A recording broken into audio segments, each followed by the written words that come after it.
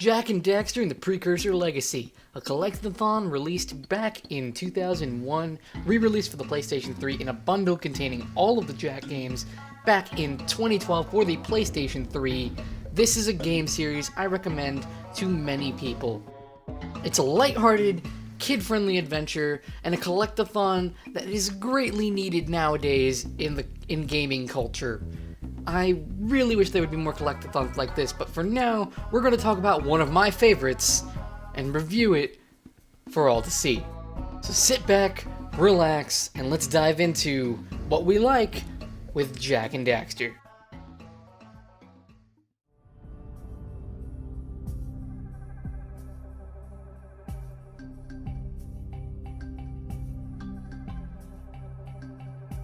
So I gotta say, Jak and Daxter looks really nice. As a game that was back in 2001 with PS2 graphics really launching into the next generation back then, it was a very good looking game. They used a style that ages remarkably well, using cartoony animations as well as bringing life to characters, games that focused more on a realistic setting that are, like look at any of the Call of Duty games for example, they don't tend to age very well, mostly because they use realistic graphics for the time, but as we get older, they don't age very well. Jak is the exception because it's a very bright, very colorful game. It does show its age in a few different places, however. Walking around the very first area in the game, Geyser Rock, for example, you'll notice that the texture quality isn't all that great. Some of the trees, you can see the actual texture on them rather than them looking like trees. Now, you get away with them looking like palm trees, but in general, it does tend to look a bit dated at times. As for the speed, it was actually quite common back then to have games run at a smooth speed. Games like God of War or the Jak and Daxter games or Ratchet and Clank, games like that ran at a consistent 60 frames per second. My god, do I miss those times when we actually did this, because it feels so much better than games that are running at 30. Don't get me wrong, I can play a game at 30, but this feels remarkably nice. Fun fact, actually, during the actual playthrough of Jak and Daxter and the Precursor Legacy, YouTube unveiled the 60 frames per second update for the site. Jak and Daxter, since episode 20 or so, has been recorded and outputted in 60 frames per second, as it looks much nicer, and the game is it's definitely noticeable if you go from a video that is 30 to a video that's 60. But that's something for another time. Jak and Daxter feels nice and plays nice, and that's all because of the 60 frames.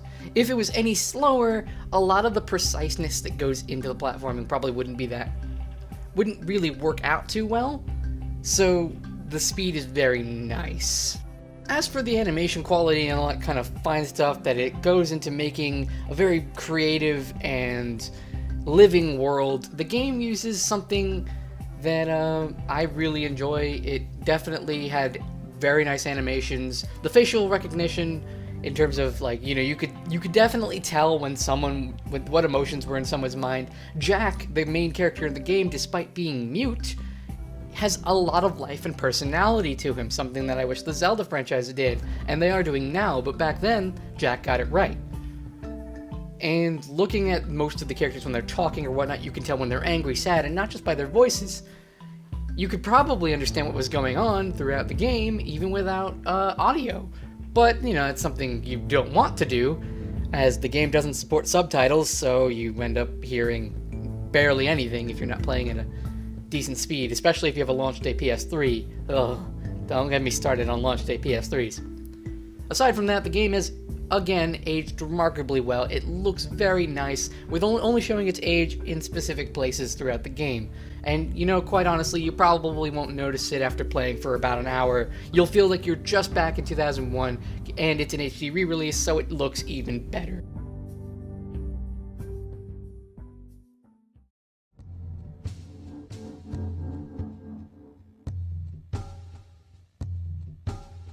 So where do I begin with the plot? Well, how about this? Back in ancient times, there were the old gods, or the precursors as they're called, had a substance known as eco. Eco is the very fabric of the world we live in now. It is the source of life, it is the source of power, it is the source of whatever you can think of. Fire, all of it, just kind of blends together. There is this substance called Dark Eco, which is an eco that no one has been able to control. It is something that has been inherently evil, at least it's played off to be. It's, rather than being evil, it's more seen as unpredictable, I would say.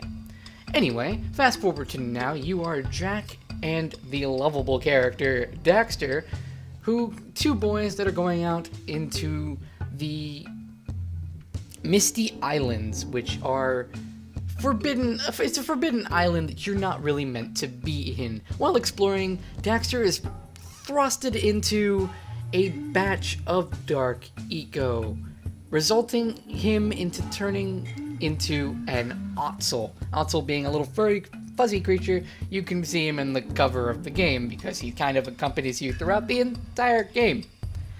Seeing this and in a panic, you go back and talk to the sage Samos, who is your mentor throughout most of your life, and see his daughter Kira, who is clearly the love interest for Jak. You talk for a little bit and you realize that the only person who could probably help you is someone who's researched Dark Eco long enough, and that is the sage Gaul. So it is your duty to collect power cells in order to upgrade your vehicles to be able to make it through the different trials ahead and make your way to Gaul the Sage to turn Daxter back from an Ottsel back into a human. What? This is a very simple plot. Keep in mind, back then, we didn't really need complex plots in most games that weren't RPGs. It's actually only recently, I would say the start of the Xbox 360, but a little bit into it, probably around 2008 or so, that we were going for a very cinematic feeling in all games rather than just RPGs. So, the game is revolving around its simple and fun plot. It's not the most complex, but it's a world that I still end up loving anyway. Most people refer to Banjo-Kazooie as their favorite platformer, and Collectathon in the past, and I would refer to Jak and Daxter as my favorite, only because I love the world of Jak and Daxter far more than Banjo-Kazooie, but that's for another day. You were expecting something more? Unlike the previous game, Skyward Sword, which I was short on because I was literally just talking about, just the beginning, there's not really much more to talk about when it comes to Jak and Daxter, at least not that I'm willing to talk about. Again, it is a very good idea for you to play the game yourself and to see what it's all about, as it's a good time.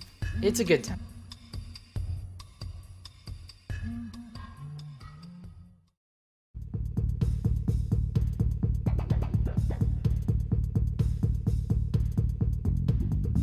And now for the meat and potatoes of this review. The feel, or the gameplay, whatever you want to call it. As I mentioned before, Jak and Daxter and the Precursor Legacy is a collectathon. What is a collectathon, you may ask? Well, it's going through small, condensed levels that are filled with things to collect in order to complete a level. Getting everything results in a check mark, and you can move on to the next level. You don't even have to necessarily collect everything. Instead, you can go through, collect what you need to, move on to the next level, or simply just keep going. All of it is nice, and you don't have to get 100% in order to beat the game, though you might want to get 100% because, honestly, playing a collectathon and not collecting everything is just weird on the senses.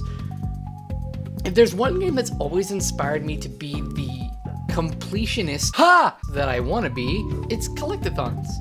And I don't know, maybe it does something else for someone else, but collectathons to me have always been the genre that inspires me to complete it. Now, going on further, the levels themselves are rather simple levels in terms of their gameplay. It's very simple. You're collecting what are known as power cells. The power cells are going to be the bigger items that are going to be more scarce, and they're going to require objectives to be completed in order to obtain. This is going to be your main method of completing the game, as it's what decides whether you move on from a level or not. The other item you're going to be collecting quite often is the Precursor Orbs. Precursor Orbs are very similar to coins in Mario, rings in Sonic, or jiggies in Banjo. They're just items that are scattered throughout, and there's a set number in each level. Collecting them doesn't really garner a purpose as at the very beginning, but you'll notice as you're wandering around the hub worlds, or in general anywhere else, people are going to ask for these precursor orbs in order to give you a power cell. The usual number is 90, but you'll also find these statues that'll last for 120 each, and that is where you will gain a good majority of power cells throughout the game. You want to collect everything, and don't worry, you'll have plenty throughout the game if you've been keeping up. Now, as for the levels themselves, one criticism I've known Jak and Daxter to obtain is that the game itself is rather uninspired at times. It doesn't really evolve into anything more than a platformer and collectathon. While levels tend to get harder for sure, nothing is really added. And that is a serious complaint. It is a very samey game from start to finish. It's a collectathon, true and true.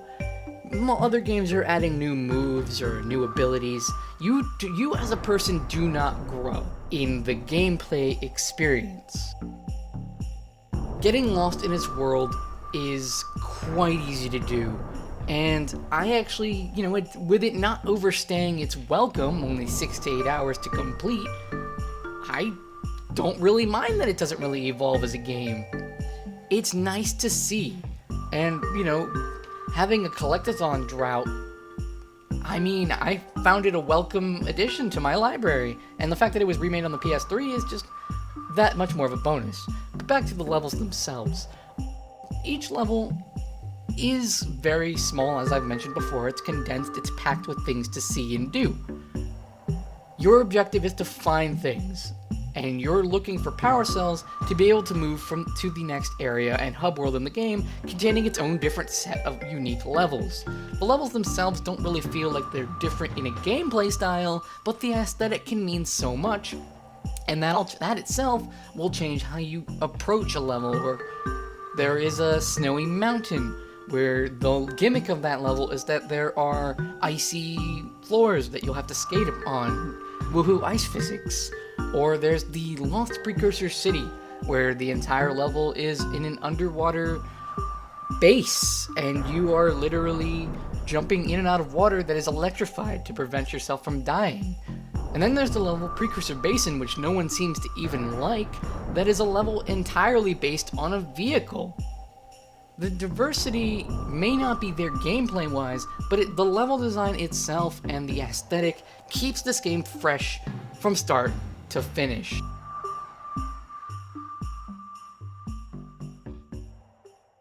Now, I mentioned eco back in the story part, and eco plays a major role throughout the game. You'll be collecting different types of eco to do different tasks. There is blue eco that will speed you up and allow you to collect things from a distance and not having to directly touch them. It also activates certain gates or pods or whatever that will help you collect things throughout the level. Then there's yellow eco. Yellow eco turns into a fireball that allows you to have ranged abilities. You can also go into a first-person camera that'll allow you to shoot while looking around and aim in different ways. There's red eco that turns you extremely powerful and also gives you more range in your spin attack, allowing you to take care of groups of enemies and survive a lot longer. And then there's green eco, which is your health. And that's the one you'll be collecting most of the time because, let's face it, the game can be difficult. Speaking of the game's difficulty, one thing I will praise to the end of days is how fast the game gets you back into the action. When you die, Jak falls over, Daxter might have something to say where he'll run up and say a little quip or something, and then the game goes black for merely a millisecond before you're back in the action. Sometimes the checkpoints can be a little out of the way because it has set parts in the level where you're allowed to respawn, but in general, it's so quick you don't mind having to backtrack it because there's no load times. God, do I miss not having load times. Now, despite the fact that the checkpoint system is good, the reason I know that is because I've died many times. The game's not necessarily difficult, but easy mistakes can lead you constantly back in an area constantly, and constantly, like a lot of constantlys in that sentence. The game's platforming is very precise. Jumping once or double jumping might not save you if you make a mistake. You get a little bit of leeway with a little hover, but you're not going to do much. I have a feeling the checkpoint system is deliberately fast because you're expected to fall and die plenty of times. Naughty Dog did a remarkable job with the successor to the Crash Bandicoot series. Jak and Daxter took their reins for a few years, and honestly, it never outstayed its welcome. The next two games in the series, Jak 2 and Jak 3, are very different games, more akin to Grand Theft Auto games, and we'll cover them at a later date. But Jak and Daxter, on its own merits as a collectathon, is a game that is worth getting. It is worth the time. 68 hours, and you're done. Not to mention the fact that if that doesn't suit your fancy, keep in mind that the PS3 version comes with both Jak 2 and Jak 3, and you get it at a bargain. Around $20 is where I got my copy, and I couldn't be happier. Played the game all the way through and enjoyed every minute of it. With that being said, I highly recommend you go and check out Jak and Daxter and the Precursor Legacy. Now, the hard part. Rating the Let's Play itself. Oh boy. As many of you might already be aware, I had some emotional issues when it came to this project. I was dealing with someone who wanted to see this series finish, but at the same time they claimed that I was ruining their nights every time we talked at all. This is due to contradictions and arguments that, can sour a mood pretty easily. So with that being said, there was a long break between Jak and Daxter at one part and the end. This is nowhere as big as Skyward Sword, as I started this in the middle of Skyward Sword, but it is still something that I'm not exactly proud of how long it took to finish this project. However, that being said, the quality of this project, I feel, is much better than Skyward Sword. I had a consistency throughout the entire project as one personality, and I'm very glad to see how far I've progressed as a Let's Player over the 2 years that I've been doing it. That being said, this Let's Play gets my Let's Play rating of, you did it, Jak. What does that mean? Well, it doesn't really mean much. The game was Jak and Daxter, and guess what? I found out who I am as a personality and a YouTuber. I hope to see you all in another set of reviews as we continue the next game of Banjo-Kazooie and StarCraft 2 Wings of Liberty. Stick around on the channel, leave a like if you enjoyed what you saw, and comment if you want anything else done on the channel. I take all suggestions into account, and subscribe if you want to keep up to date on future content. I've been Avier of Chaotic Reunion, and I'll see you all in the next one.